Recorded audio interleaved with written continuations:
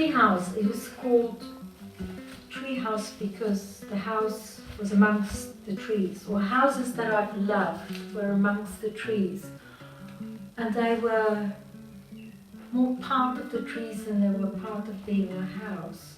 And it was called tree house in 2 words, not 1 word, meaning a house built in the trees.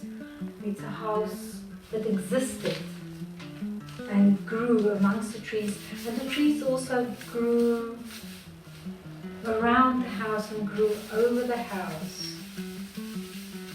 You know, it's a slow process that you only realize that it happened when you look at old photos and you see the trees that were planted were so small, and then by the time the house was sold and my dad had left, the trees were shadowing the house, and the house had become, the house had also started to fall apart and become old and leaky and creaky, and it almost become sort of grown back to nature.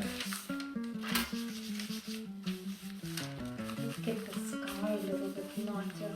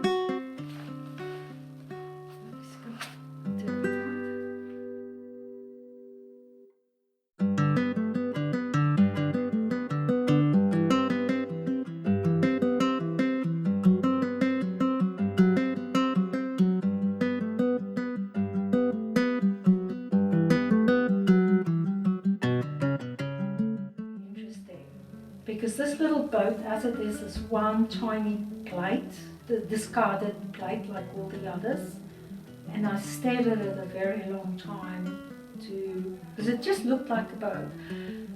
There's something about leaving. You know, you live in a place for such a long time, it becomes you, it becomes your everything, and then life changes and age happens. And it's time to let go.